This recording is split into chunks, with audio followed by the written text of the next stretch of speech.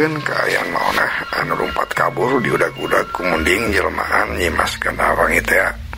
Saking kusoak-soakna maonah lompatna meniti babaranting sagala ditabrak sagala dirumpak. Bras ka jalan gede. Pas kabeneran loba jalma anu rek arindit ka sawah. Barang lempo maonah diudag-udag munding, jalma-jalma teh lain rerungan malah paburisat tarumpatan kabur lantaran mahena ge sareuneun.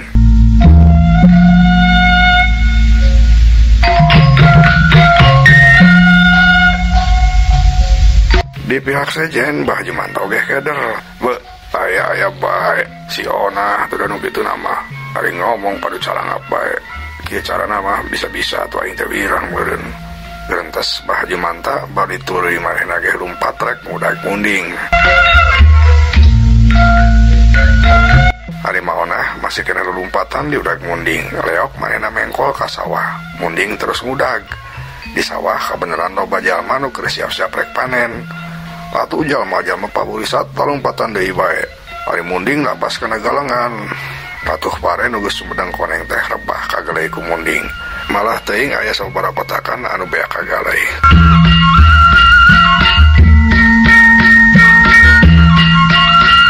Ari maona tuluy deui lumpat kabur. Munding malik mudag deui.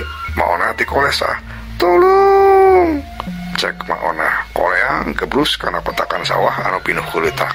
Aneh, ari geus kitu mah eta munding teh ngarandag siga nu ngarti. Sukutna calawak, breh huntuna katempo hideung katempo ronggeteng. Meureun lamun jalma mah eta munding teh jeung sirikeun. Ari maonah katempotan katudang, breh katempo beungeutna lampokot ku leutak. Munding mencrong calawak deui. Lampok si eta, wani-wani ngecek ka aing, gerentes munding.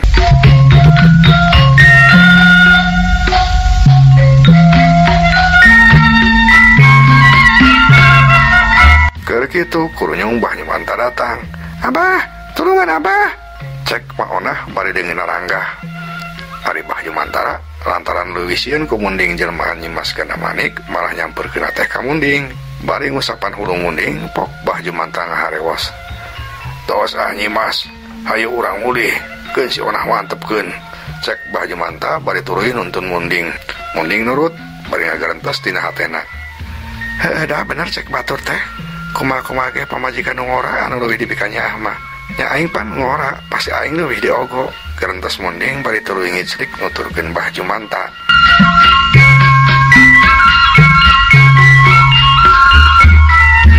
Ari maonahna nempo Bah Jumanta lain nulungan manehna kalah miluh nuntun munding teh. Atuh mending ambek pisan. Bener-bener eta si Abah lain nulungan aing kalah milih nuntun munding. Kumaha pikiranna eta jalma? Awas ya Abah. Cek maonah gugurunuk.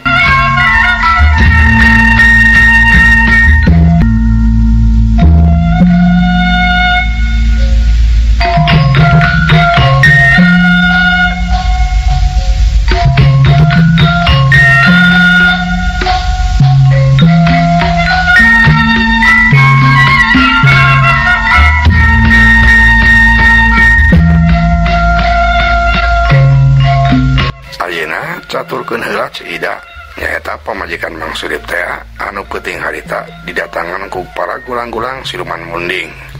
Sanggeus Mang Surip dibawa ku gulang-gulang, Cida sare kapulsan. Malah saking kepulesna geus beurang oge Cida tacan keneh hudang.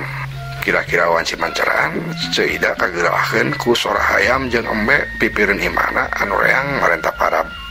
Cida ngulisik, "Astagfirullahaladzim, geus beurang geuning. Aing kapulesan." Cek Cida tuluy hudang lempang bari menerkeun beungkeut buukna. Barang mukakeun jandela kamarna breh katempo di luar geus caang pisan. "Haduh, geuning geus beurang pisan." Cek Cida kaget. Cida buru-buru keluar ti kamarna. Si horeng jandela tengah imah jeung amben oge narutup keneh. Malah damar ge caraan keneh sandi pareuman. "Ari Kang Surip ka mana jam teh? Eta wayah kieu son aya nu bukaan jandela. Sarua kaburangana sugan." Gerentes Cida bari tuluy maehna buru-buru mukakeun jandela. Tuluy mareuman damar. Kang Surip." Cek Cida nyalukan salakina. Tapi lebeng eueuh nu nembalan. Cida heran jeung ambak. "Ka mana nya teh aki-aki teh? bet kabiasaan hari ini tetara bebeja. Cek Cida deui. Cida tuluy leumpang ngadeukeutan kamar anakna, panto kamar didorongkeun, bray pantona muka, breh ketemu Mang Surip, masih keneh ngarengkol duaan pagigir-gigir jeung si Rustam anakna. Jih dasar manusia, wayah kieu harias keneh. Cek Cida bari leumpang ngadeukeutan kana ranjang. Hareudang, geus beurang. Pamalasan ongkoh. Cek Cida bari ngaguyah-guyahkeun awak anakna jeung salakina. Tapi boh Mang Surip boh anakna oge eueuh nu harudang. Angger bae ngagaloler malah teu usik-usik acan. Hareu dasar karabluk. Harudang geus beurang. Cek Cida bari tuluy nangtung mukan di jandela. Parasat cahaya panon poe asup ka jero. Bray di jero kamar caang. Tapi Mang Surip jeung anakna angger bae can harudang. Cida beuki ambekeun. Tuluy ngagiat suku Mang Surip satengah digusur. Akang, udang atuh geus beurang, itu hayam jeung embe baraban. Cek Cida. Tapi Mang Surip angger bae teu udang. Cida beuki ambek leungeun Mang Surip anu katuhu ditarik. Kang Surip, udang. Cek Cida. Mang Surip angger teu udang, tapi malah awakna siga leuleus, gubrag ngagubrag. Mang Surip labuh tina ranjang, leungeunna ngulapes siga nu leuleus. Cida kaget. Kang Surip. Cek Cida reuas. Mang Surip diguyah-guyah deui. Tapi si horeng awakna waya kabeh. Cida beuki reuas. Mang Surip terus diguyah-guyah bari jeung sasah. Kang Surip, Kang Surip. Cek Cida bari terus ngaguyah-guyah Mang Surip, tapi tetep bae Mang Surip teu hudang-hudang. Tungtung nama Cida ngajerit tarik pisan. Tolong, tolong. Cek Cida tulung-tulungan.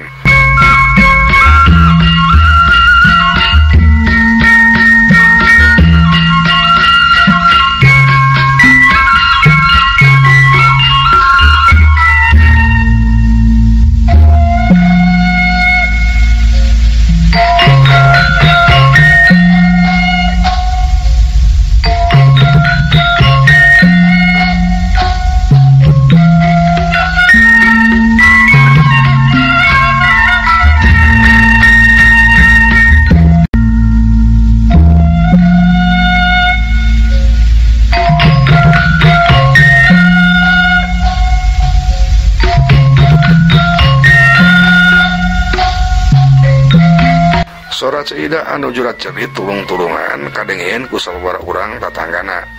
Bapana, eta aya naon sora Cida tulung-tulungan kitu? Cek Ceurni saurang tatanggana anu pangdeuketna jeung imah Cida. Pas marengan manehna rek karindit ka sawah. Teuing atuh, beuh cing cuailik. Bisi aya naon? Tembal Mang Tardi salakina. Tuluy duanana ngarincik ka imah Cida. Kabehan penasaran hayang nyaho aya naon Cida jurat cerit. Sanggeus anjog ka imah Cida, si horeng didinya geus aya saurang tatanggana anu sejen. Aya naon Mang Tamin? Cek Mang Tardi nanya ka Mang Tamin anu geus deula aya didinya. Teuing atuh Mang Tardi, kuring ge da karek anjog ka dieu. Tah si pantona ge nutup keneh. Tembal Mang Tamin. Ketrokan atuh pantona ketrokan Kang, bisa aya naon? Tara biasana walah kieu nutup keneh imah Cida teh. Cek Ceurni. Mang Tardi teu nembalan, tapi tuluy maena ngetrokan panto imah Cida bari gura-gero. Ceu, Cida. Mang Surip, buka pantona, ceu. Aya naon? Cek Mang Tardi. Tapi di jero jempling eueuh nu nembalan. Mang Tardi jeung nu sejenna heran. Geuning ciricing wae nya. Cek Mang Tardi. Cik ketrokan sakali deui Mang. Cek Mang Tamin. Bari tuluy manehna sorangan anu ngetrokan pantona.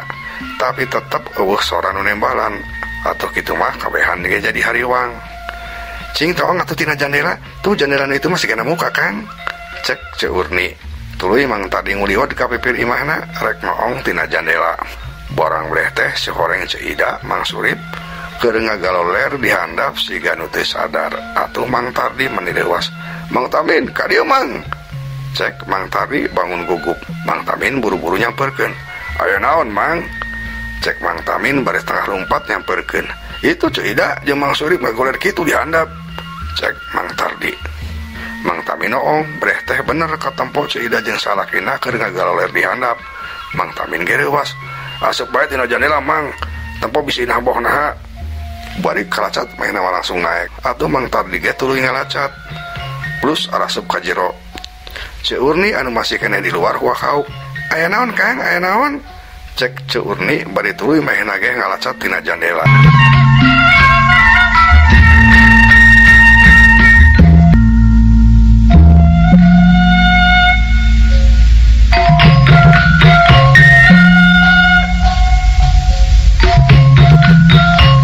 Sanggeus araya di jero, tuluy Mang Tardi ngaguyah-guyah Mang Surip. Ana breh teh Mang Surip mah hoyong kabeh awakna.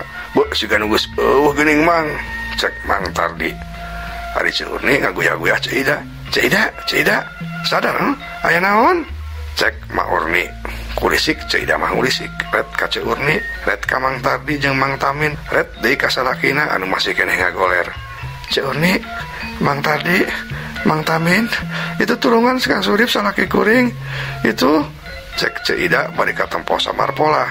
Mang Tardi jeung Mang Tamin teu nembalan. Terus Mang Tardi nyepeng pepeuteyan Mang Surip. Si horeng geus eueuh keketegan. Innalillahi wa inna ilaihi rajiun. Cek Mang Tardi. Watu jerit Ceida ngajerit manik tarik pisan. Kang Surip. Cek Ceida bari gabruk ngalangkul awak Mang Surip salakina. Segeruk cerik menika nyerian. Ceurni jeung nu sejenna ngarasa ngahalas. Mak Urni tuluy ngalalamu Ceida. Cak urang tunda heula.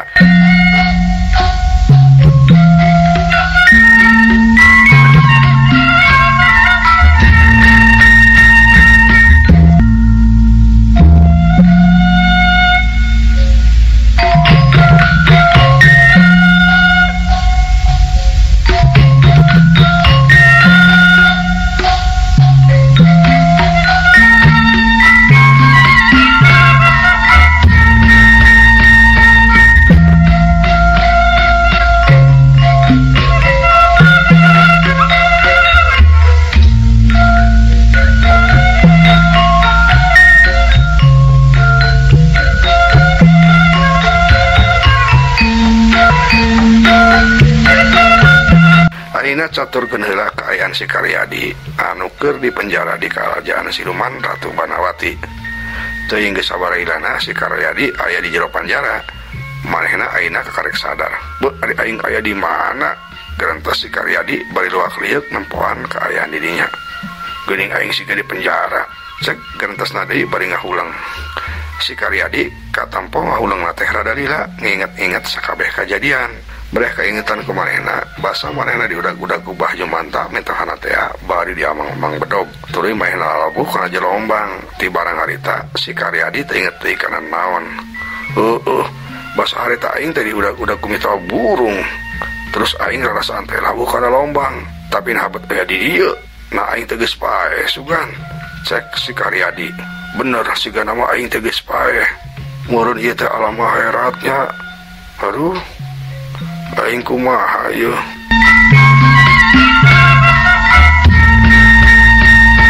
Si Karyadi tuluy durat redet deui nempoan kaayaan di eta rohangan. Breh sakulilingna tembok yang taralis beusi. Si Karyadi reuwas, inget basa manehna keur diajar ngaji keur leutik. Cek kiai anu mapatan ngajina, lamun di akhirat teh ngan aya dua tempat. Lamun teu di sawarga nya berarti di neraka. Lamun asup ka sawarga berarti tempatna endah jeung pika betaheun. Tapi lamun asup ka neraka berarti sakulilingna api jeung matak sangsara.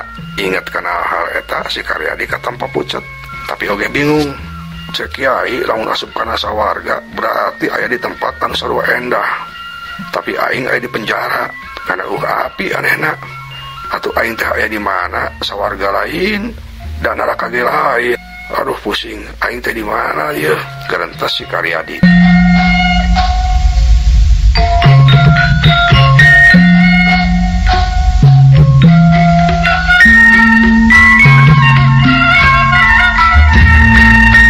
Keur kitu kadenge sora seah di luar. Si Karyadi ngarenjag kaget. Tuluy manehna hudang noong. Breh katempo di luar loba oray ngaleor siga nu ngabaris loba pisan. Eta oray teh siga marangku barang. Aya nu mawa karung, aya nu mawa jarami. Aya oge nu mawa sasatoan. Sarupaning embe, hayam, jeung sapi atawa nu sejenna. Atuh si Karyadi calanga preuwas. Be itu aya oray loba pisan.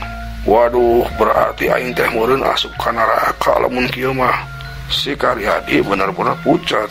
Manehna inget karena pupujian nadoman anu keur manehna leutik basa diajar ngaji teh ditajuk leuwih nyeri leuwih susah rasana nu di neraka kala bangku res kala jengking bayombong api ulah api kitu pupujian nu diinget ku si Karyadi. Inget kana hal eta si Karyadi awakna karasa leus banget pucet. Aduh bener aing teh di neraka. Ma bapak uing teh loba dosa geuning si horeng uing asup ka neraka. Buktina itu loba oray emak. Tulungan emak gerantos si Karyadi.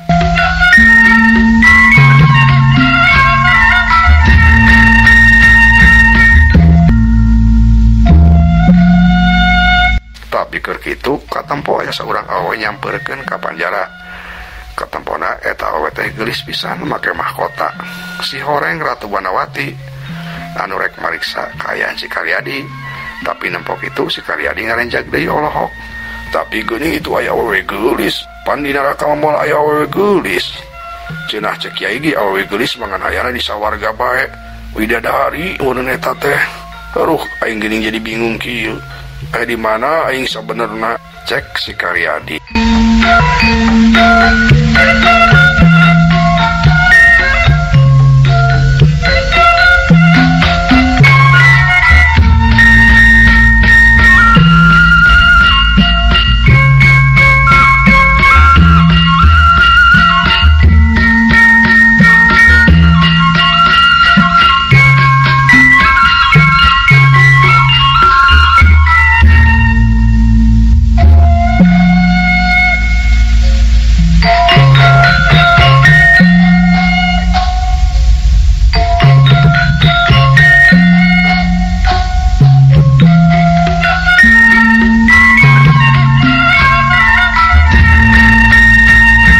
Ayeuna balik deui heula nyaritakeun kaayaan di lembur. Beja ninggalna Mang Surip salakina Ceuida geus nyebar nerakab ka mana-mana. Malah cenah beja teh lain Mang Suripna bae nu ninggal teh, tapi oge si Rustam anakna. Sarua cenah maotna ngadadak. Atuh kaayaan di lembur jadi genjleung. Malah caritana nyebar teh mangrupa-rupa. Teu heran ngaranna ge carita jalma tina sajengkal jadi sadeupa, tina sadeupa jadi sahasta. Aya jalma nu ngomong yen Mang Surip teh ninggal kasaran lantaran aya nu nyebakeun ka siluman. Aya oge anu ngomong yen Mang Surip jeung anakna teh maot dicerek jurig jeung sajabana.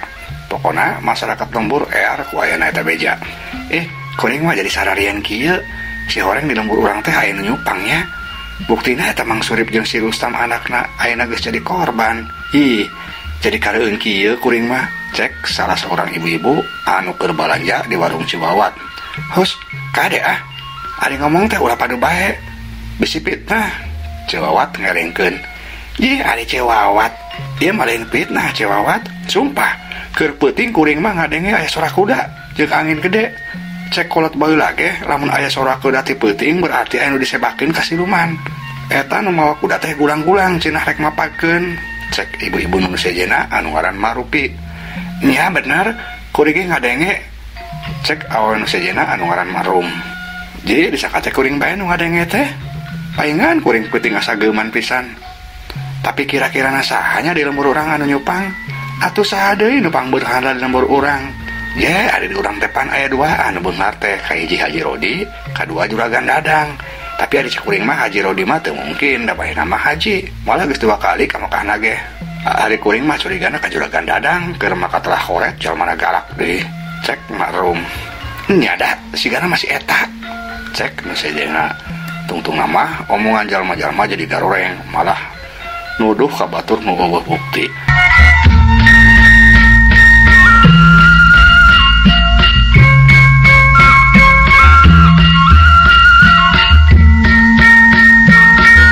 Ari di imah Ceidana harita geus lobaan jalma anu ngaralayad. Malah Pak RT, tua kampung, palebe jeung kokolot lembur nu sejenna ge geus karumpul. Layon Mang Surip jeung si Rustam geus dibarawa ka tengah imah, dirungkup ku samping kebat ngan can dimandian lantaran anu sok biasa ngamandiana can datang. Tadi di makam saha nu ngagali, tanya palebe ka salah saurang jalma anu aya di dinya.